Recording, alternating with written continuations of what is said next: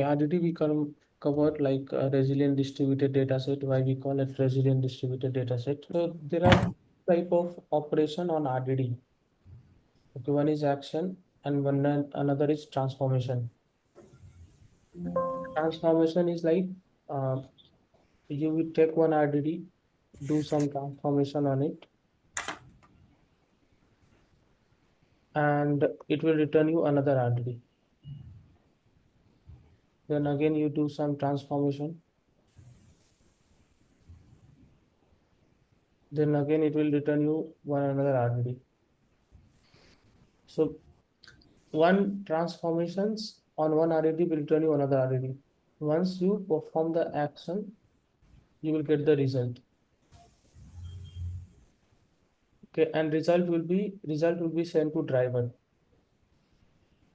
We have worker and drivers, right? So on the worker, these transformations will happen, and once write the action, it will be calculate the final result and return it to driver. Now we'll see like what are the transformations and action. Not all, but few we'll see, and again we'll come back to it after reading the Scala. Okay. After learning the Scala, we'll come back again, or just to look at again what are the actions and the transformations. So as I told you, in the transformation, you apply some function to RDD to create a new RDD. So one transformations can be like filter. Transformation means transforming the data. So let's suppose I have a list, okay, and which list has number A, B, C, D, okay, and I want to transform it a capital to a small. So in this way, I will, if I just do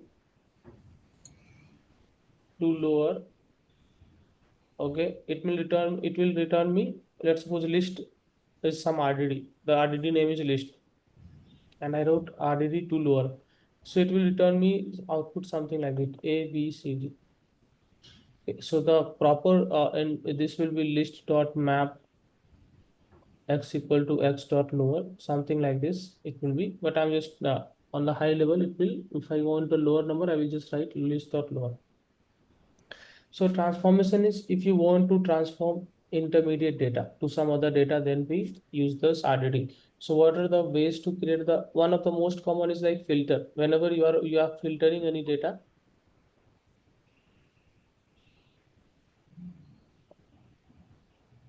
which will return a new when you filter any data, let's suppose if I employee ID employee table and it has ID and age. So 1, 3, 15, 30, something like that. So if I filter, let's suppose I want to filter the age where age is greater than 20. Okay. So initially it will be this RDT. Once it reads the data, it will have this RDT. But once I apply the filter of age greater than 20, then I will return new RDD out of it where my result will be RDD age. ID will have just the 3 and it has 30. So this is another RDD. Okay, so once we perform any transformation like filter, it will return you one RDD. This is one RDD, and after transforming, we'll get another RDD, right? Got Yes. it? And Yes. there are way. So in this case, as you are seeing here, we are reading the data. Okay, this is the path where the your file is, and Mm. then you are this is in the Python program. So Yeah. that's okay. So you are filtering it, and you are finding Friday in line. So it return you some filtered output out of it.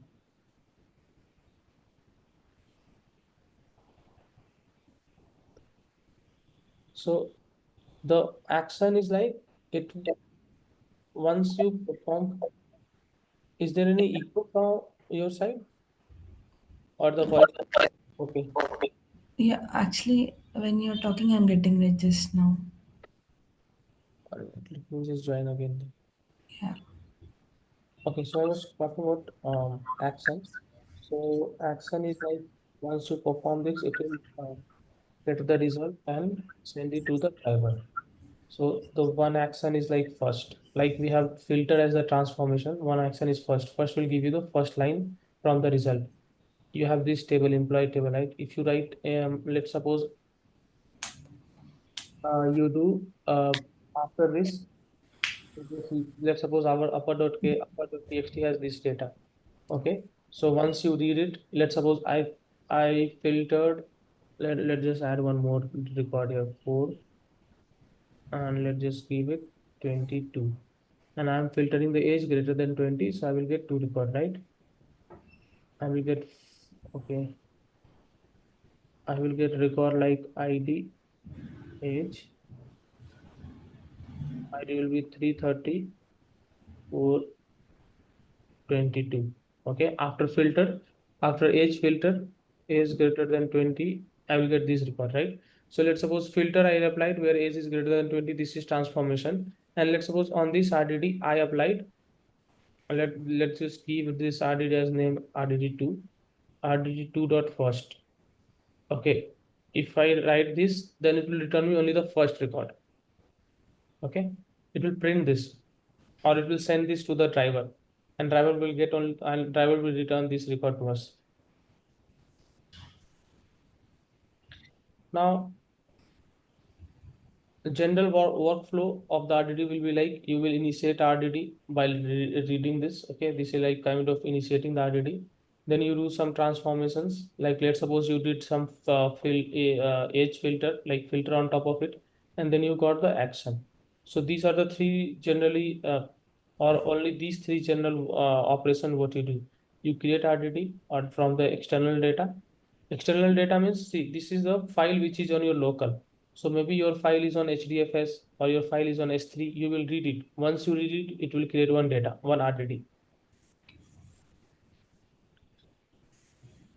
So transformations are the operation on RDD that return a new RDD, such as map and filter. Map is also one transformation. For now, you just understand these two are like transformations, and collect, count, first. These are actions. And what action will do? Action or operation that return a result to the driver program or write to test storage. Let's suppose instead of, see, when I did the count, it's sent to the driver. I may do like, let's suppose my final RDD is RDD3. I can save it, save to save as text, and then I will give the location where I want to save. We'll see all those things, how to save and all those things we'll see in the RDD. So can you tell me what is the difference between transformation and action? We just saw, right? What difference you see in that? Transformation data is different in after transformation. And in action? Action is like filtration of data. So filtering of data and all are transformations, right? Action is count, Okay. and then first, then if you are saving somewhere, so action will give you the result. So let's suppose I want to count the line. Let's suppose I read the data and I want to count the line. I will use the count. It will return me the line, how many lines are there. Okay, so how transformations and because the way how what are the different, like how RDD compute. See, one more thing. Let's suppose that I have this thing. Let's suppose in RDD1 I read one file sc dot, what is sc spark context. We'll see about, we'll read about this Okay. sc dot text file, and this is the way we read. Let's suppose we gave the file a.csv where we has employee table. After that, we implemented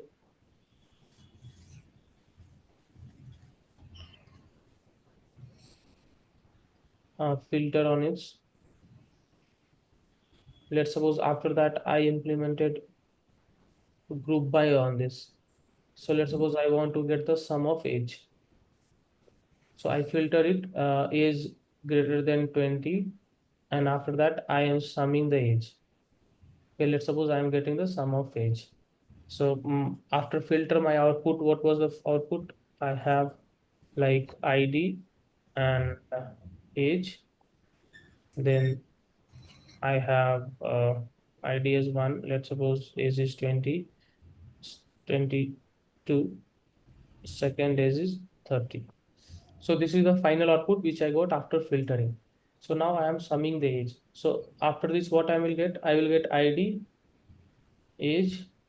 So I'm just getting the age. So I don't need ID because I'm grouping it by, I'm just getting the sum, no group by. So age, it will return 52. So this is the final output which I will get. Let's suppose after the sum, I am saving it somewhere. Or let's suppose I'm saving this output as location. One location which is b.csv. Okay, let's suppose in this CSV I'm storing this data. So what is the chain? It will be chain. It will be like I have RDD1. I'm doing some transformation. I'm getting RDD2. I'm doing some transformation. I am getting RDD3. And on the RDD3, I am doing some action which will return me the result. Right? This will be the chain. Okay. Okay. Correct? You are doing Yes. this RDD, then filter, then sum, then so this is the chain where on the RDD1 I'm doing transformation, then on the RDD2 I'm doing transformation, on RDD3 I'm doing the action. Okay. See, this is one term, lazy evaluation. So we call it as lazy because until unless you write this action, okay, like save, like count, like find, RDD won't start doing these things. Let's suppose that if I write something like this, a.csv here, okay, and so if you write action, then only it will start calculating these things. And before that, you think that it will just store in its memory that what I have to do. Let's suppose it will store into the memory that on the RDD1 I have to do the filter, and then RDD2 I have to do the sum. Okay, these things it will store into its memory steps. Okay, let's suppose these steps it's stored into its memory, and then once you give this action like count first or save, then it will start doing this computation. Okay. Okay, see here, nothing would happen. Nothing would happen when a Spark see the text file. So you are reading the text file. Okay, nothing will happen. Once you filter it, nothing will happen. Okay, nothing will happen here. Once you write this first, okay, then action is called on the lineage with RDD. Spark only start loading the uppercase to text when first action is called. So here I am just converting it to upper. Okay. Uh, so we have upper text case file. File name is uppercase.txt. Okay, and then we are filtering the line which has Friday. So if you write these two, nothing, Spark will do nothing. But once you write the first means this action, then it will start loading the this file and then filtering these things, and then it will do after that only whatever you have transformation you have written. So as a Spark only do things, calculate things once you write the action. That's why we call it lazy evaluation. Means lazily I'm keeping this into my memory somewhere kind of steps. And once you write the action, then I will start evaluating these things. Okay. Okay. Action is like filtration only, right? No, no, no. A filter is transformation. Okay. Action is first. First will give you the first record. Okay. Okay. Collect will, there is one more collect. Collect will give you all the record. It will collect the result to you. It will collect the result of all the transformations. Let's suppose here you filter, right? Filter is transformation. So once you filter, you get some record, you collect with. send you those collect into, so let's suppose it will collect it, all the record, and it will send back to the driver. So collect first, save, if you are trying to save any data, those are actions. Okay.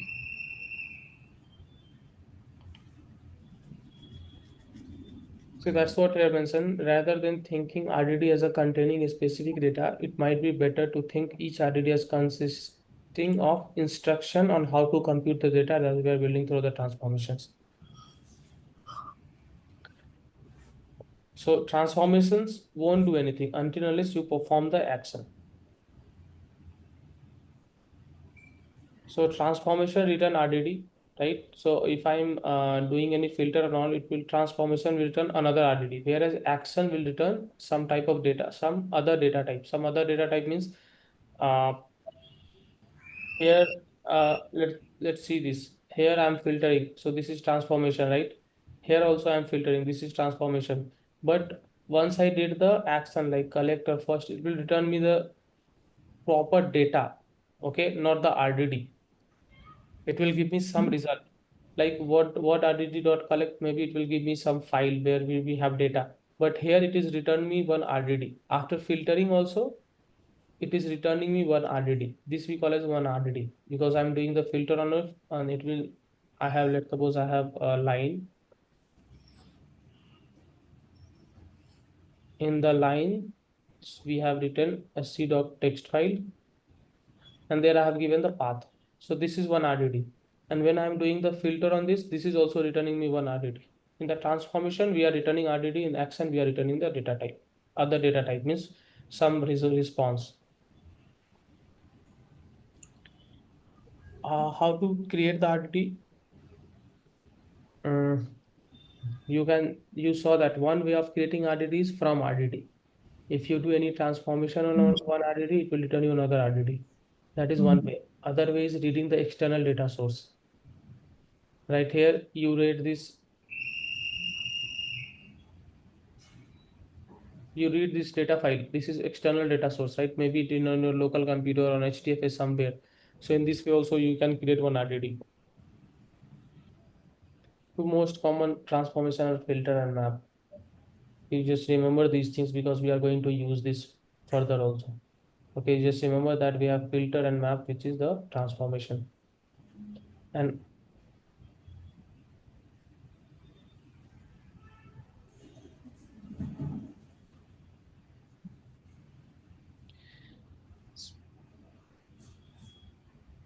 filter, you understood that it will filter the data. Map will write, uh, let's suppose I have list, okay, or let's just take the same example. Uh,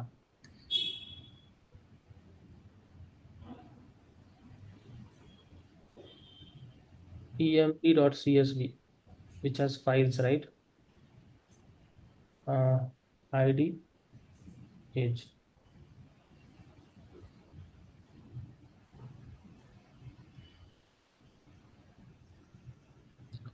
ID 1, 2, age 20, 25. Let's just give one more record, 30.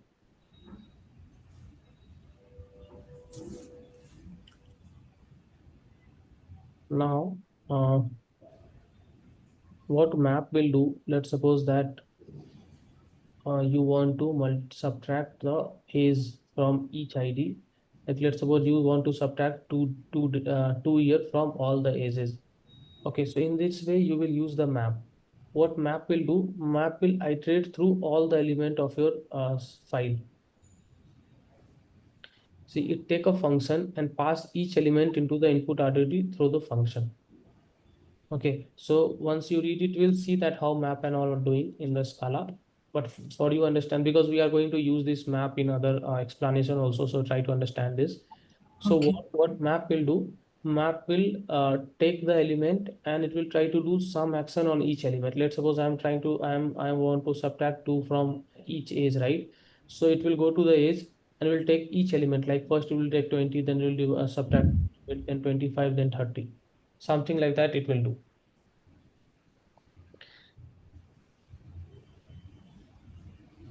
So here in the map, from one element you are getting just one element, right? With this, what I mean that after it will take this element 20 and will subtract 20 minus 2. It will return you 18, right? Here it will Yes. return you 23. Here it will return you 28. So from one element, it will return you only one element. Okay. But in flat map, there is one other which will return, it will take one element and it may return more than one element. Or it can return zero element also. It may produce zero. In the similar way, it will go through all element and it will do some action on it, and it may result zero or one or many output of each element. How we are doing the map, similarly, instead of map, we will do the flat map. So it may return zero, one, or many output for each element. See in the map, we have these three elements and we are reading only three elements. But in the flat map, once we do, we may get more than one element. Okay. Distinct is also a transformation. Distinct as name is telling it will return you the distinct row. Action we understood that it will return the final value to the driver program or persist data to the external storage system means you can save it, you can store it to the other storage system. Action will force the evaluation of transformation, right? As I told you, until unless you overwrite any action, it won't do anything. So you can tell that action will force the evaluation of transformation required by the RDD. Collect is kind of action. Okay, collect operation, retrieve the entire RDD and return it to driver in the form of regular collection or value.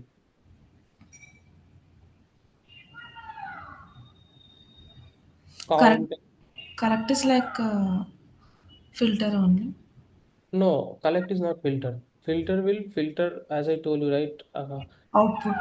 Filter will filter the values of RDD, but collect will, No, let's suppose not after, action. Collect is like action, right? yes, collecting action.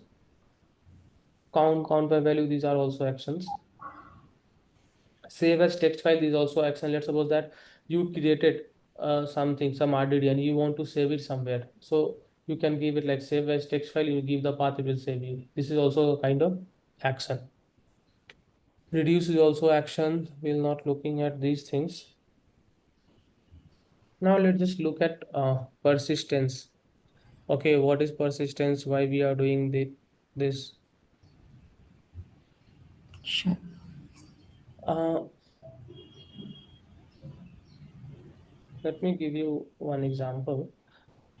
Let's suppose I am giving you a table A. Let just we are representing table with alphabet, right? A one table, B one table, C one table, D one table. Okay, I want to join this. Okay, and then whatever the result I got, let's suppose I got result as AB. You're sharing something. Oh,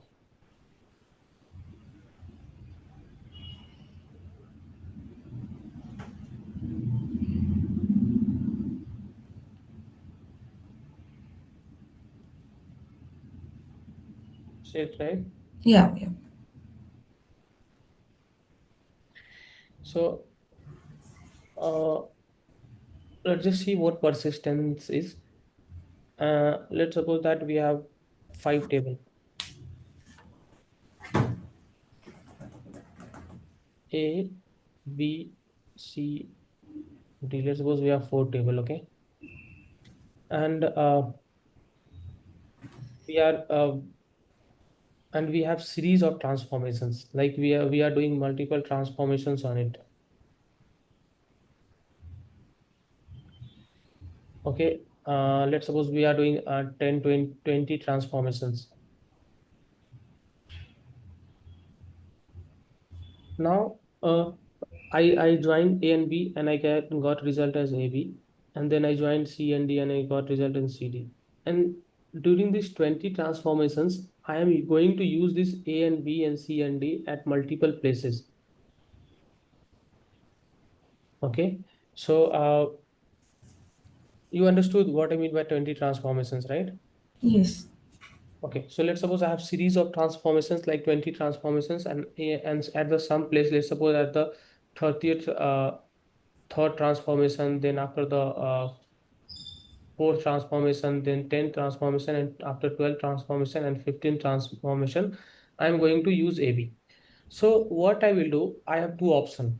Let's suppose during the third and fourth, either I will again calculate it, I will join and calculate it, or maybe what I can do, I can store it somewhere. Let's suppose I store it into my executor. Okay. So what I have to do at the when I'm doing the fourth or 10th transformation, I don't have to recalculate it. I will directly read from the memory and I can use it, right? Yes. You are getting me? Yeah. Yes. So that thing storing into the memory we call as the persistence. Okay, so if I let's suppose maybe in the production, what you will find that okay, these are the something I have done. Let's suppose I joined something and I filtered something. Let's suppose I have very big, huge data set. Let's suppose I have 10 GB of data set, and I have one like 15 GB of data set. Let's suppose this is A and B, and I joined it and I got around 1 GB of data set out of it. Okay, let's suppose I filtered and joined, then I got this. So and this took around 2 minutes to calculate. Okay, let's suppose it took around 2 minutes to calculate this joining. After joining, I got 1 GB of data, and this took around 2 minutes. So when let's suppose I want this data for my third transformation and fourth transformation. So I have one option like I can recalculate. So if I recalculate, I have to it will take again 2 minutes. So instead, what I will do, I will store this 1 GB data to some of the executors, and when I need a third and fourth or tenth transformation, I will directly read it from there. So in this way, I saved my time, right? Yeah. It means like every transformation, it stores the data No, and it until unless you ask, it won't store. okay. Let's suppose that I know that I am doing some transformation and I know that this output I am needing in future. Okay. Okay, let's suppose I have series of 100 of transformation I am doing. Okay, and I join something, then I do multiple transformation. After that, I know that I may need this data further in my transformation somewhere. Okay, so which I understood, it automatically Spark won't store the data in the executors until unless you tell them let's do the store this data because I'm needing it further. Let's suppose, let's just consider this scenario that I am just using it only once. I don't going to use further in my other transformation. Then there is no need to store it, right? Why would I store it? Yes. Because storing will also be expensive, right? You are storing it somewhere, and this is that will take the memory and all. Why, if I have to do only one time, then I won't. Maybe I am not storing it. Maybe if I have to do two time also, if I'm not going to use it. See, it all depends that what is the data set. If I'm going to use it two time, I may do it, I may not do it. Because if I'm using the memory to store it, then ultimately it is also taking my space. Got So it. So, if you want to store any intermediate RDD, then we use the persist. Okay. Persist is like a variable. Yeah, it is variable. Once you apply on RDD, like let's suppose I got one RDD after filtering. Let's suppose I have RDD one and I use some transformation. I got RDD two, and then I did some transformation. I got RDD three. Okay, and I want to save this RDD three. Then I will do RDD three dot persist. Okay. Okay, and then it will save it. And then after that I want to do something on RDD3, I can directly use it. RDD3, I will do some transformation, I will get RDD4. It will store it somewhere into the memory, and let's suppose that I need it some other places, then I will just directly read that RDD and I can use it. Okay. So when you persist RDD, the first time it is computed in an action, it will be kept into the memory. Okay. So there are different storage level. So as I told you that I am storing, right? So either I can store into the memory, I can store onto the disk. Disk space means hard disk. Okay, we in the on our computer we call it a hard disk. So in the servers also we have memory as well as disk. So different storage level is like there are two way. One is rdd.cache, one is rdd.persist. Okay, so when you what is difference between this is also one interview question. What is difference between rdd persist and rdd cache? So in the rdd cache, it only use memory. If you do the rdd cache, it will only store into the memory. You can think it's like rdd.persist memory only. Okay. Okay.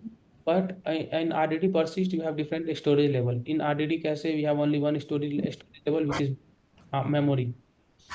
And so these are the storage level. So you can either do the persist in memory, you can do persist memory and disk.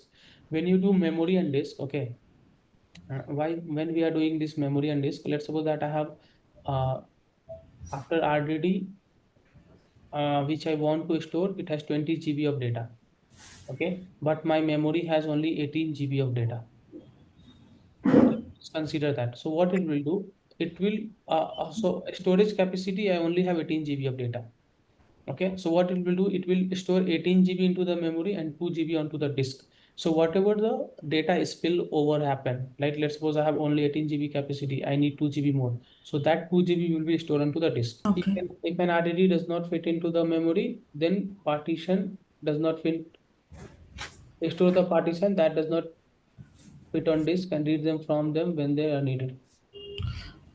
As once again, like storage level means something. It stores whole 20 GB data. 80. Yeah. Yep. Wait, And wait. Go ahead. storage level is something it stores whole 20 GB data, and if only 18 GB is used, then 2 GB is stored in the memory. No, no. Memory is a storage level. I have on your server, let's suppose this is your worker node, right? On the worker node, you have memory as well as disk space. Like in your computer is also a server. You have RAM, like 8 GB or 4 GB RAM you have, right? That we call as memory. And hard disk is your disk space where you're storing, keeping your file. So once you, let's suppose you are trying to, when you gave memory persist as memory, sorry, storage level as memory only. So it will store all the things into the memory. And see here what it mentioned. If RDD does not fit into the memory, let's suppose I have 20 GB of data and I gave memory only. And then what it will do, if it does not fit the data, then some partition will be cached and will be recomputed on fly each time. Let's suppose that I have from the 20 GB, I can store only 18 GB. Then 2 GB data will be again recomputed once you It try will to store read it. it. Okay. Okay, but if I'm giving memory and disk, so what it will do, it will store 20, 18 GB. Let's suppose I have only memory left is 18 GB for the storage. Okay, and I want to store the 20 GB data. If I give the memory only, then it will store the 18 GB from the 20 GB data. It will store the 18 GB data, and 2 GB data. It will again calculate whenever I try to read it. It will again Okay. calculate from the RDD. If I give the memory and disk, it will store the 18 GB data onto the memory. Okay, and as the memory is full, then it will store 2 GB data on disk. Got Okay. it? And memory only serialization is it will serialize the data object byte by byte and then it will store it. It is actually a space efficient, so that's why we are doing it. But in this, if you do the serialization, okay, then while reading you have to do the deserialization, so it may take at some time. Okay, because you are doing the serialization of data and then you just read about the serialization and deserialization of the data. Okay, Okay. we do it by to sending over the network. We do it. Just read about it. Serialization and deserialization of data. Here, one more option is memory and disk serialization. Same thing. It will use the memory and disk, but it will serialize the data. Okay. Now next is disk only. So when you give disk only, it will only store onto the disk. So these are the five partition level. Sorry, five storage level, not the partition level, but the storage level. Like memory only, memory and disk, memory only serialization, memory and disk serialization, and disk only. So basically, you have only two places where you can store memory and disk.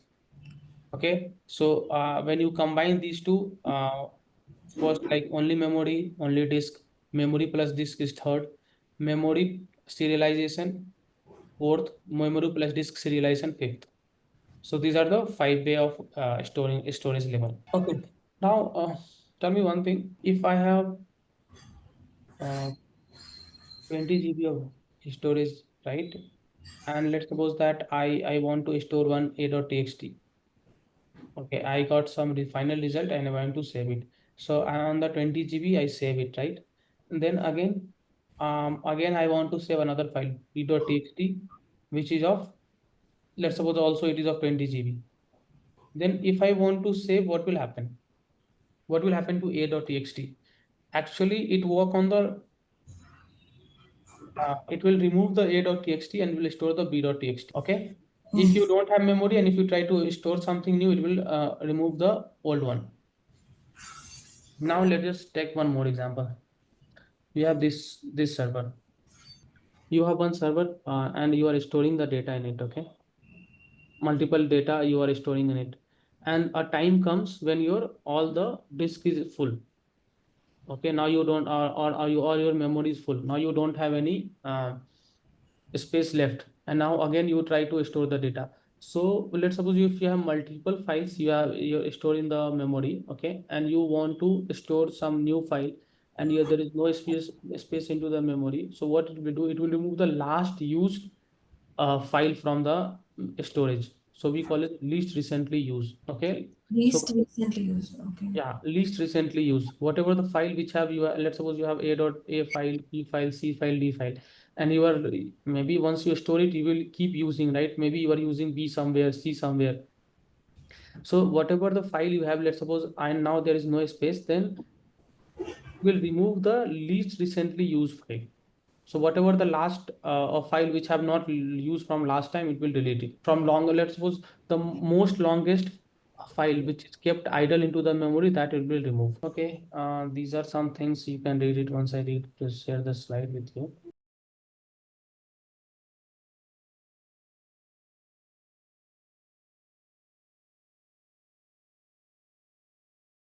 So whenever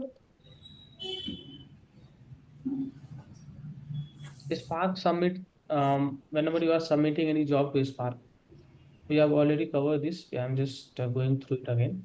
So Okay. whenever you are submitting the Spark to the driver, what will happen? Driver has the Spark context and a Spark session, and this will be your entry point into it. Okay, and you will create a plan out of it.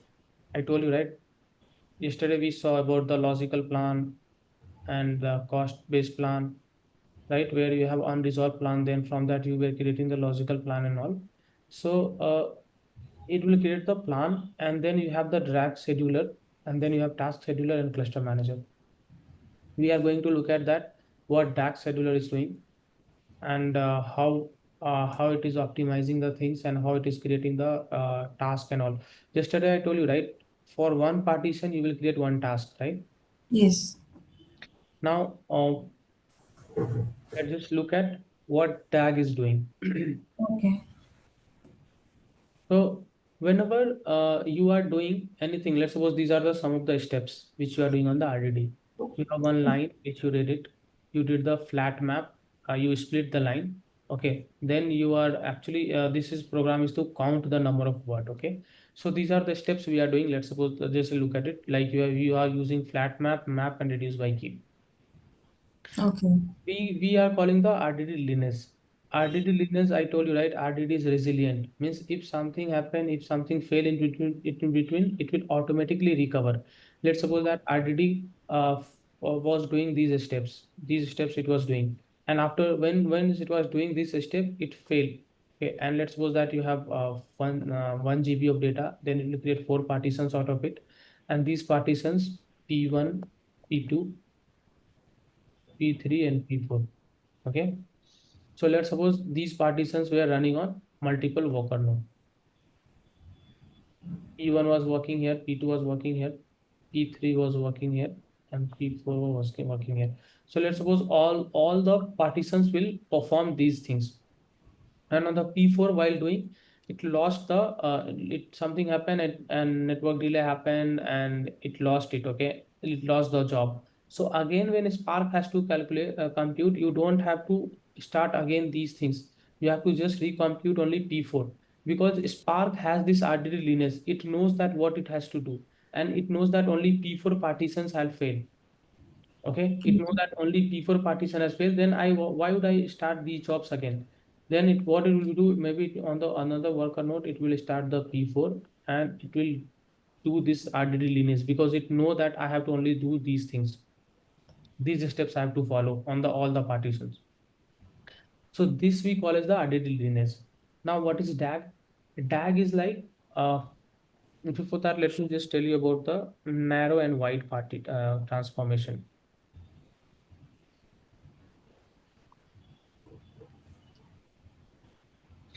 Okay, what is narrow transformation and what is wide transformation? Let's suppose that I have a file where I have A, B, C, D, okay, and I want to make it lowercase. I want the output into A, B, C, D. And let's suppose that I have two worker node where these things are working. Okay, A, B on this one and the C, D was working on this one. Okay, so on this worker node, I was processing AB, and on this worker node, I am processing CD. So now you tell me, do I need to transfer the data from any in between these executor between these worker node or not? Or let's suppose I have driver here. These are connected. Let's suppose these are not connected. Yeah, tell me now. AB is one transformation, CD is one transformation. Yeah, this AB was working. This data was on one one worker, and this data was on another worker because we divide our data, right? Let's suppose I have this file is of 256 and Yes. 256 MB. So I will divide it into 128 MB, two file, and then I'm running on the two different workers. So can you tell me, do I need to shuffle the data here or not? Because I'm just transforming it from capital to lower. Not required. Not required, right? And Yes. now let's suppose that I have that employee table, right? There I want to group it by age. Then we need to, it depends on the transformation. If I want to group it by age, let's suppose I have worker node here and I have worker node here. I have Yes. data like one ID 1 age 30, or here also ID 2 age 30, okay, and ID 3 age 30, ID 4 age 20, something like this, okay. So let's suppose I want output is like 30, then all the IDs 1 2 3, and then for uh, age 20, all the age with their ID I want. So I will get output with like this, right? Because Yes. as the age 1 to, so in this, do I need the data shuffle, data movement from this to this and this to this, Yes. right? So wherever I need to do the data shuffling from between the worker node and between the partitions, that transformations we call as the wide transformation. And where you don't have to do any data transfer between the partitions, we call it the narrow transformation. Okay. Okay. So if you are applying any transformation where you have to do the data transfer between the partition, we call is the wide transformation. Else we call is the narrow transformation. So actually, DAG, okay, it will DAG will help you to run the job. Okay, so for your full this one program, it will create one DAG out of it. We'll see. I will show you on the Spark cluster how it is creating the DAG. So you just understand here, DAG will create a stage on the basis of the narrow or wide transformation. If you have narrow transformation where you don't need the data movement, then it will create one stage for all those narrow transformation. Okay, and if wherever you have wide transformation, then for each wide transformation, it will create one separate stage. Stages means uh, Set of actions. right, set of actions you can tell. So it will create one stage set of not action but the transformation. So it will create one stage where for all the narrow transformations and one stage for the for each white transformation, it will create one separate stage. Okay. Okay. So it is not like that. See, let's suppose that after reduce by key, I am also doing map on it. So I cannot segregate this map and this map, right? You are getting. Yes. Yes. Yes. Then let's suppose I have again map on top of it. Then it will create one more stage, like stage 3, where it will do map. Because see here I could have treating the text file flat map and map. Flat map and map is working on each element, right? I told you, right? So as it is working on each element, so I don't have to do the data transfer. So that's why it has converted it into the one stage. But here reduce by key means data shuffle will happen. That's why it is created one more separate stage. Okay. Okay. So these are the stages. Actually, RDD Linux will create something like this. Then DAG will create the stages, and your stages will have the task and all. You Okay. will see on the Spark that stage 1, stage 2, stage 3 on the Spark UI, you will see that. So this is actually the stages are created by the DAG. I think I have given a lot of information in these slides because this is one very important thing which people should know. Okay, I have loaded it with lots of information. Okay, see this wide and narrow transformation. Okay. Each partition, each partition's output depends on the one partition of the input, and each partition depends on the multiple input partitions, right? Because here the data shuffling is happening.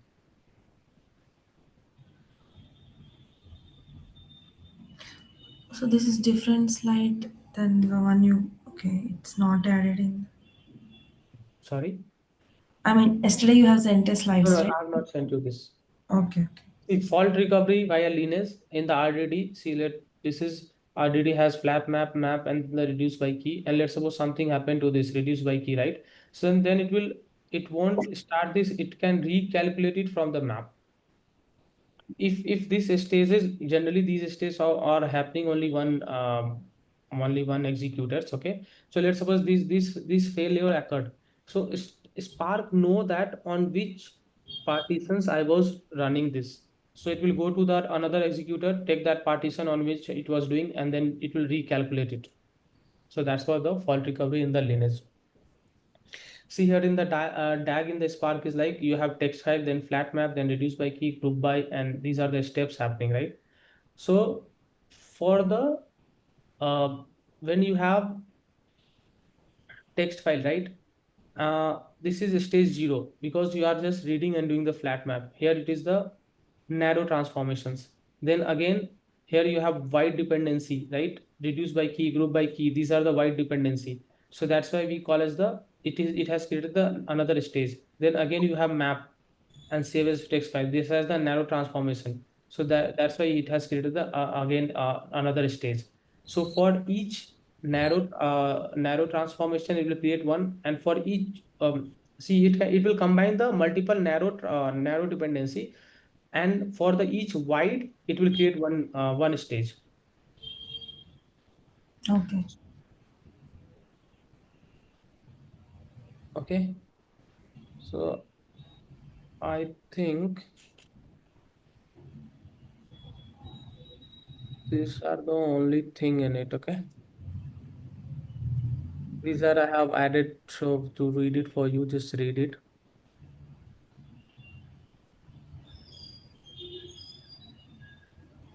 What the task scheduler and DAX scheduler is, those things, all things mentioned here. You can read it.